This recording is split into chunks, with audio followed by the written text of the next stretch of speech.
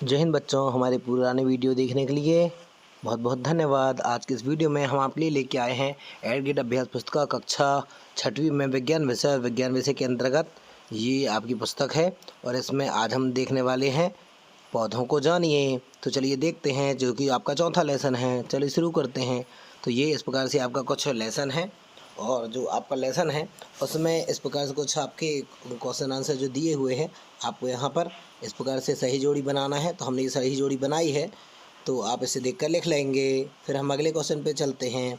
ये जो पुष्प दिया गया है इसके कुछ भागों के बारे में बताया गया है, तो हम लोग इस यहाँ पे लिख लेते हैं पुष्प, यहाँ पे लिख लेते हैं पत्ती, यहाँ पे लिख लेते हैं तना और यहाँ पे लिख लेते हैं जड़, चूँकि ये जड़ है ना। फिर आगे देखते हैं अगला क्वेश्चन, प्रश्न क्रमांक 1 जो कि ऑब्जेक्टिव है, तो इसका सही उत्तर हो जाएगा 4th नंबर।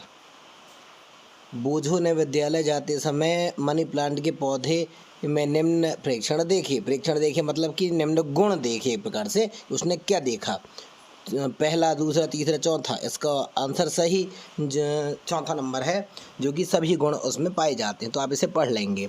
फिर आता है दूसरा नंबर, निम्न में से किसकी पत्ती में समांतर शिराविन्यास पाया जाता है, तो इसका उत्तर हो जाएगा मक्का। आपको यहाँ पर लिखना है, यहाँ पर लिखना है मक्का।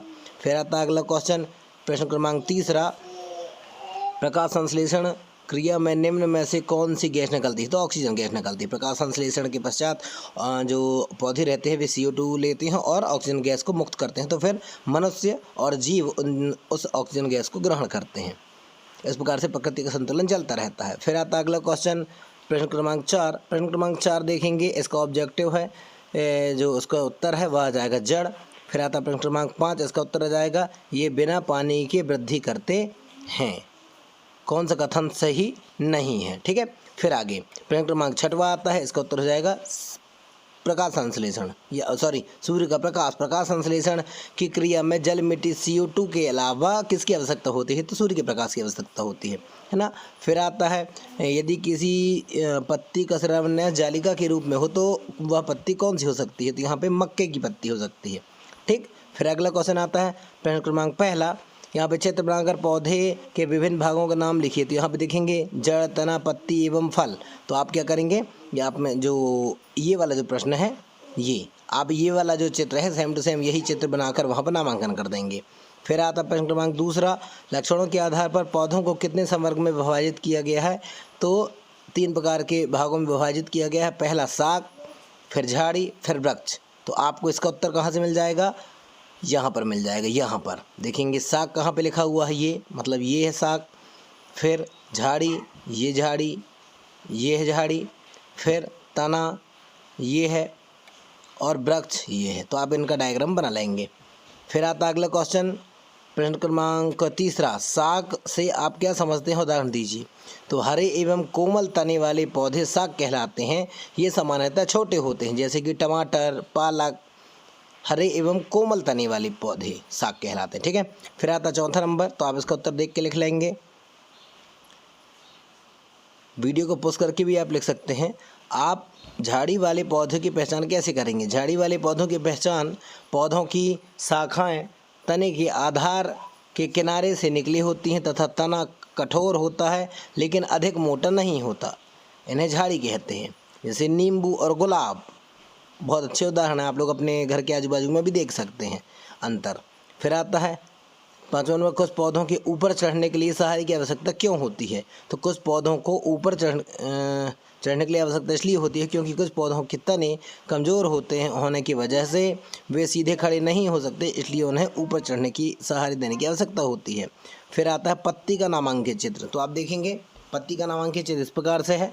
पत्ती के हरे चपटे भाग को फलक कहते हैं। पत्ती का वह भाग जिसके द्वारा वह तने से जुड़ी होती है उसे पर्णवृंत कहते हैं। तो देखेंगे ये है चित्र पत्ती का, आप इसका डायग्राम बना लेंगे देख कर।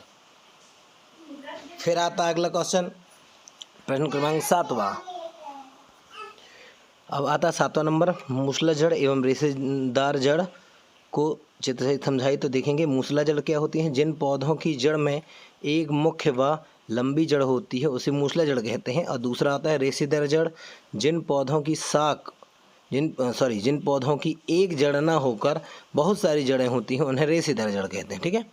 तो ये मूसला जड़ का चित्र देख रहे हैं आप अभी, और अब देख रहे हैं रेशेदार जड़ का चित्र। तो आप इसे बना लेंगे। फिर आता प्रश्न क्रमांक 8वां, पौधों के विभिन्न भागों के में जल किसके माध्यम से पहुंचता है? यदि किसी पौधे को रंगीन जल में रखा जाए तो पौधों पर इस पर क्या प्रभाव पड़ेगा? पौधों के विभिन्न भागों में जल जड़ तने के माध्यम से पहुंचता है। यदि किसी पौधे को रंगीन जल में रखा जाए तो रंग ऊपर चढ़ जाता है, और अगर इसे लंबे समय तक रखा जाए तो पत्तियां और सिराओं में भी आ जाता है। इस प्रकार से चित्र के माध्यम से बताना है। यहाँ पर क्या बताया गया है? पौधे के विभिन्न भाग में जल किसके माध्यम से पहुँचता है, क्या प्रभाव होगा? हाँ ठीक। फिर अगला क्वेश्चन प्रश्न क्रमांक 9वां, पत्तियों में सिरा विन्यास क्या है? इसकी विभिन्न प्रकारों को चित्र से समझाइए। पत्तियों में सिरा विन्यास, पत्तियों पर सिराओं द्वारा बनाए गए डिजाइन को सिरा विन्यास कहते हैं। यह 2 प्रकार का होता है, पहला जालीदार रूप और दूसरा समांतर सिरा विन्यास। फिर आता प्रश्न 10वां, पुष्प के विभिन्न भागों का चित्र सहित वर्णन कीजिए। तो सबसे पहले होता है पुष्प का पंखुड़ियाँ, बाह्यदल, स्त्री केसर, पुंकेसर, इस प्रकार से। तो आप डायग्राम देख लेंगे और इनके बारे में आप देख कर लिख लेंगे। फिर आता प्रश्न क्रमांक 11, बीजांड से आप क्या समझते हैं? बीजांड क्या है? अंडाशय में छोटी छोटी गोल संरचनाएं दिखाई देती हैं जिसे बीजांड कहते हैं। तो इसका आप डायग्राम देख लेंगे और बीजांड से संबंधित जो जानकारी है वह अभी आपको स्क्रीन पे दिखाई दे रही है, आप इसे देख कर लिख लेंगे। ठीक है। फिर आता है प्रोजेक्ट क्रमांक 1, आपके आसपास पाए जाने वाले पौधों की तालिका सूची बनाकर लिखिए। तो सबसे पहले पौधों का नाम लिख लेंगे हम लोग, फिर वह झाड़ी है, उसकी जड़ का प्रकार कौन सा है, पत्ती सिरा विन्यास है और चित्र। तो इसका डायग्राम आप लोग बना लेंगे। इस प्रकार से आप अपने साइड में जो पेड़ पौधे आपको दिखाई देते हैं आप उसे देख कर लिख लेंगे। फिर आता प्रश्न क्रमांक 9वां, प्रश्न क्रमांक 2, किसी भी पुष्प के गुड़हल धतूरा आंतरिक भागों की पहचान कर उसके बॉक्स में चिपका कर लिखिए। तो जो आंतरिक भाग हैं गुड़हल या धतूरा, आंतरिक भाग, यहाँ पे आपको चित्र बनाना हो, यहाँ पे उसका नाम लिखना है कि ये कौन कौन से हैं। तो आप देख लीजिए, प्रोजेक्ट में आप लोग को इस प्रकार से दिया गया है। तो दोस्तों आपने आज के वीडियो में देखा कि हमने आपको बताया प्रश्न क्रमांक 1 से लेकर 10 तक के सभी उत्तर। आपका लेसन था अध्याय 4, पौधों को जानिए। तो उम्मीद करते हैं आज का यह वीडियो आपको हेल्पफुल लगा होगा। यदि आपको वीडियो पसंद आया हो तो वीडियो को लाइक कीजिए और चैनल को सब्सक्राइब कीजिए। दोस्तों अगला लेसन हम लेने वाले हैं शरीर में गति, तो आप देखेंगे अगली वीडियो में। आज के लिए इतना ही। जय हिंद, जय भारत, भारत माता की जय।